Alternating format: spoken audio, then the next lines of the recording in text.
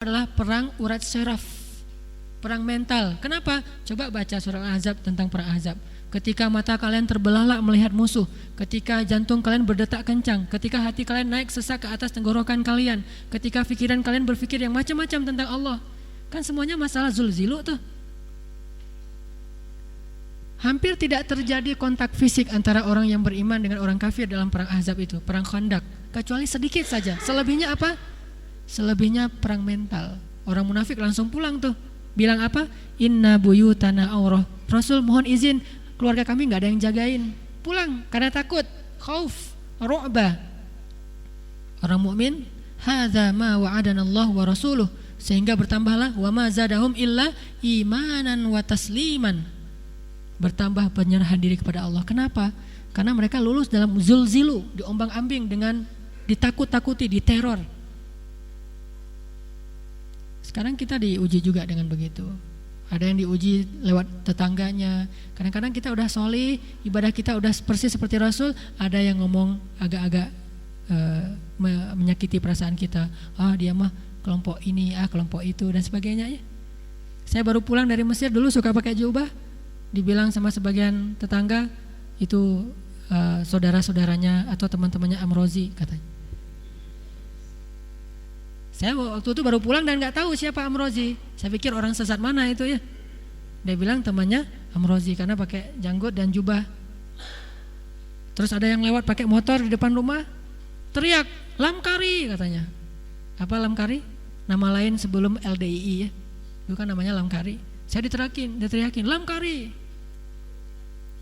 Tapi pelan-pelan akhirnya mereka paham bahwa itu bukan kesesatan, cuma mereka gak pernah ngelihat aja. Pertama istri mimpin sholat, sampai di ayat sajadah dia langsung sujud. Kaget di belakang, loh sholat model baru sekarang nih. Sesat katanya, kenapa? Habis berdiri langsung sujud, gak ada rukuknya. Habis itu langsung berdiri baru rukuk lagi. Karena gak ngerti. Nah ujian-ujian begini ini namanya zulzilu. Karena mereka belum mengerti tentang agama yang benar, kita cenderung disakiti lewat perasaan. Saya pernah mendengar seorang katanya sih pengamat terorisme di TV One. Dia bilang gini, hati-hati dengan orang yang pakai baju jingkrak katanya. Maksudnya jubah. Terus orang yang janggutnya panjang, terus yang kepala jidatnya itu kasar katanya. Jadi bahasanya bahasa qad badatil baghdha'u min afwahihim wa ma tukhfi suduruhum akbar. Jelas sekali permusuhan itu ada dari lisan mereka dan yang tersimpan dalam hati mereka lebih gede lagi permusuhannya, kata Allah. Pas saya dengar itu saya merasa sakit. Kenapa? Yang disakiti itu saudara saya, orang-orang yang imannya bagus, yang pakaiannya sunnah dan sebagainya. Terserah soal teroris saya nggak ngerti, tapi jangan nyalahin sunnah Rasul. Dia nggak punya asarus sujud, menghina orang yang punya asarus sujud. Saya aja cemburu kepada orang yang punya asarus sujud. Dia nggak punya malah menghina orang lain. Sakit hati kita. Ini namanya zulzilu. Harus sabar. Jangan berputus asa lantas kita balas juga dengan kalimat-kalimat yang membuat kita seperti orang jahiliyah. Kalau di zaman Rasulullah dulu yang dizulzilu salah satunya adalah Aisyah dalam peristiwa hadisul ifki, difitnah selingkuh. Bagi seorang perempuan yang suci seperti beliau, ini fitnah yang cukup menyakiti perasaan sampai sakit beliau. Apalagi Rasul sangat mencintai istrinya itu dan memang istrinya sangat cantik, difitnah. Yang memfitnah bukan hanya orang munafik, termasuk usbatum minkum kata Allah di surat An-Nur. Sebagian dari kalian yaitu orang-orang mukmin sendiri mengatakan ya. Ali mengatakan ya, Umar mengatakan ya, Utsman juga mengaminkan. Karena saking dahsyatnya fitnah dari orang munafik sampai orang beriman pun hampir percaya dengan itu. Rasulullah zulzilu. Berada di mihrab berhari-hari berpikir siapa yang harus saya percaya? Aisyah, tapi dia cuma sendiri. Orang-orang banyak tetapi aku enggak tega untuk menuduh Aisyah dengan macam-macam. Sampai turunlah ayat surat An-Nur tentang Aisyah tidak selingkuh. Ini zulzilu yang habis-habisan. Macam-macam kasusnya, yang jelas tetap zulzilu. Diombang-ambing, ditakut-takuti, difitnah, disakiti perasaannya. Maka cobalah untuk bersabar. Ada seorang ibu, dia rajin pakai jilbab, malah istri seorang ustadz, katanya si ustadz ya. Ternyata si suaminya ini selingkuh. Kan sakit perasaan ibunya nih, istrinya. Akhirnya buka jilbab. Kenapa buka jilbab? Gara-gara saya pakai jilbab, saya kelihatan tua, akhirnya suami saya selingkuh. Saya tinggalkan aja jilbab. Ini kisah nyata nih di Bandung. Ini namanya berputus asa terhadap ujian. Ujian zulzilu. Baik, ini yang ke berapa? Ketiga. Kita masuk yang terakhir. Surat Al-Hujurat, surat 49 ayat 14. Orang yang diingkari keimanannya oleh Allah. Wa qalatil a'rab, orang-orang Arab Badui mengatakan amanna, kami telah beriman. Qul, katakan kepada mereka, kamu belum beriman, tetapi kamu baru masuk Islam. Kenapa? Karena iman belum masuk ke dalam hatimu. Sebab yang keempat, keimanan diingkari oleh Allah, iman itu enggak berasa dalam hatinya. Iman itu tidak ada kesan di dalam hatinya, cuma di lisan saja. Apa contoh iman itu masuk ke dalam hati? Surat Al-Anfal, surat 8 ayat 2. Innamal mu'minun idza dzukirallah wajilat qulubuhum. Hatinya bergetar. Kalau hatinya belum bergetar, berarti belum berasa ke hati itu. Gimana mau diakui mukmin? Karena yang disebut dengan mukmin, lisannya mengatakan amanna atau syahadah, hatinya membenarkan, amalnya melakukan. Kalau hatinya belum membenarkan dengan wajilat, getar hatinya, takut kepada Allah, muncul rasa takut, itu namanya orang yang imannya berasa. Coba kita muhasabah di akhir tahun ini, berapa kali iman kita berasa ke hati kita? Kalau disebut nama Allah, wajilat qulubuhum. Gimana disebut nama Allah? Macam-macam, bukan hanya Allah, enggak. Dalam satu rangkaian, Allahu Akbar, Allahu Akbar. Oh, wajilat hatinya, oh Allah lebih besar. Sampai Umar bin Khattab mengatakan, ya nafsi, wahai jiwaku, idza dhaqat bikid dunya fala taquli ya Allahumma indi atau ana indi hammun kabir, walakin quli ya hammun indi rabbun kabir. Terjemahannya, wahai jiwaku, jika dunia terasa sempit olehmu, janganlah engkau mengatakan ya Allah aku punya masalah besar, tetapi katakanlah wahai masalah aku punya Tuhan yang maha besar. Jangan engkau katakan ya Allah aku punya masalah besar nih, jangan. Katakanlah wahai masalah aku punya Tuhan yang maha besar. Ini namanya wajilat dengan Allahu Akbar. Sehingga aku lagi repot nih, enggak, wahai repot Tuhanku lebih besar, pergi ke masjid, kan gitu ya. Ini rapatnya penting nih, wahai rapat Tuhanku lebih penting, pergi ke masjid, Allahu Akbar. Namanya wajilat. Kalau belum begitu atau sesekali saja, berarti seringnya kita belum diakui keimanannya. Sesekali saja diakui. Yang masalah nanti pas kita meninggal dalam keadaan seperti apa, diakui atau tidak, dalam keadaan wajilah atau belum, kita belajar. Jadi ya hammun indi rabbun kabir, wahai masalah aku punya Tuhan yang lebih besar. Jadi utamakan Allah, wajilat. Atau disebutkan ittaqullah, bertakwalah kamu kepada Allah. Atau istaghfirullah, bertaubatlah kamu kepada Allah. Maka dia yang mau melakukan dosa akhirnya astaghfirullahaladzim. Ini wajilat qulubuhum.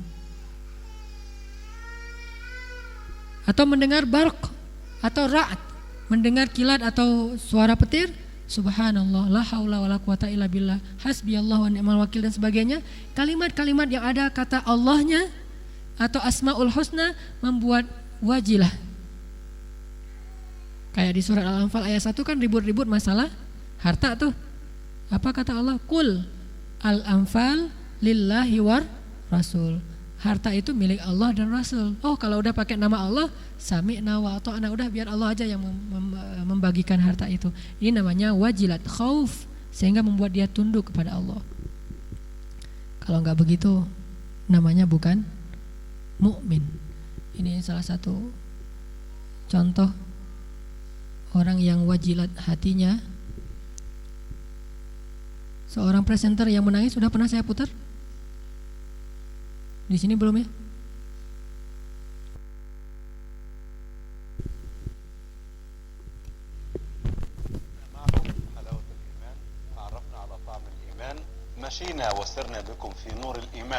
Ini sebuah dialog di TV Mesir tentang iman.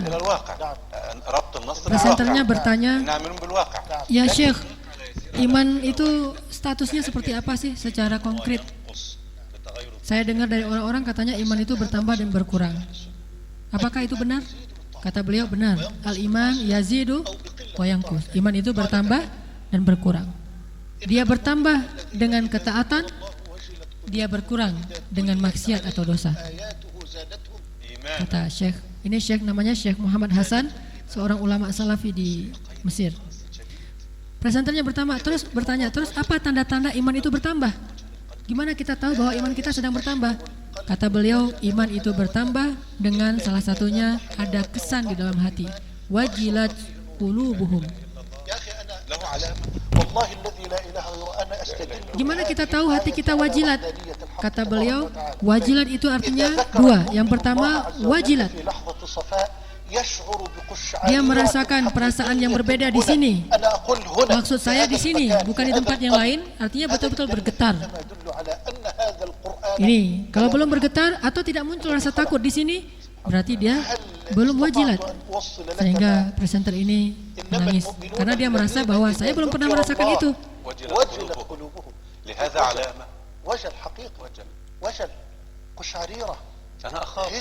Kata presenternya, kalau gitu aku takut karena aku belum pernah merasakan wajilat. Kata beliau, aku harus takut, kamu harus takut.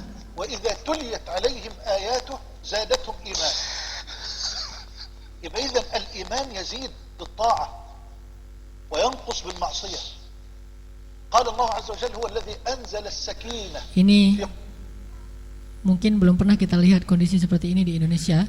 Ada presenter dalam sebuah dialog dengan ulama, dia nangis. Dia letakkan kertas daftar pertanyaannya, dia tutup, dia nanya langsung spontan sesuai dengan masalahnya. Saking perhatiannya, udah nggak pakai teks lagi. Gimana aku sebagai presenter, kerjaan aku ini bukan ibadah. Kata Syekh, itu ibadah kalau niat kamu adalah dakwah. Terus gimana kalau ini, gimana kalau ini? Dia nggak pakai lagi teks pertanyaannya. Saking semangatnya dengan ulama, dan ulamanya berbicara dengan ayat dan hadis, bukan dengan entertain. Nah, ini cerita di sana, makanya indah kalau kita merasakan wajilat qulubuhum.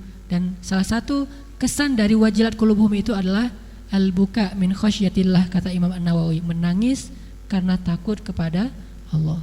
Maka kata Syekh Ahmad Hasan, ya anta lahu ain lam tabki, wahai kamu, wahai orang yang punya mata tapi belum pernah menangis, ittaqullah, takutlah kamu kepada Allah karena kamu belum pernah menangis karenanya. Jadi hati-hatilah kalau kita belum pernah menangis sama sekali karena Allah. Menangis karena dunia, menangis karena anak, menangis karena harta, menangis karena pekerjaan, menangis karena disakiti secara perasaan, belum pernah menangis karena Allah. Padahal Rasulullah bersabda dalam hadis riwayat Tirmidzi, ada dua tetes yang paling Allah cintai. Satu, tetes darah di jalan Allah. Dua, tetes air mata karena takut kepada Allah. Ada dua bekas yang paling Allah cintai. Satu, bekas luka karena perang di jalan Allah. Dua, bekas ibadah-ibadah wajib yang dilakukan secara istiqomah di tubuh-tubuh orang yang beriman. Kalau kita belum pernah menangis, maka kita harus belajar banyak kepada orang-orang yang sudah mendapatkan nikmat menangis itu. Allah Subhanahu wa taala berfirman, hendaklah mereka sedikit tertawa dan banyak menangis. Surat At-Taubah ayat 82. Atau mengapa kamu tertawa dan tidak menangis? Kata Allah. Surat An-Najmi ayat 60. Mengapa kamu ketawa kok malah enggak nangis? Padahal Rasulullah SAW bersabda, jika kalian tahu apa yang aku tahu, kalian akan sedikit tertawa dan banyak menangis. Lalu semua sahabat menutup wajah mereka, semuanya menangis. Ini namanya wajilat qulubuhum. Kapan itu terjadi? Saat mendengar nama Allah, saat dibacakan ayat-ayat Allah, saat membaca ayat-ayat tentang neraka, kiamat dan sebagainya, wajilat qulubuhum. Sampai tingkatan tingginya adalah menangis, atau bahkan yang lebih dahsyat dari itu, sampai ada sahabat yang sakit gara-gara membaca ayat seperti ini. Umar sakit 1 minggu gara-gara baca ayat tentang neraka. Kita mungkin kalau sakit belum pernah, mungkin nangis pernah sesekali ya. Tapi kalau sakit, belajar dulu nangis. Minimal seminggu sekali kita harus bisa menangis karena Allah. Tapi kapan itu? Mungkin malam hari, malam-malam libur, kalau kita nggak ada kerjaan siangnya, malamnya kita lebih banyak berdoa.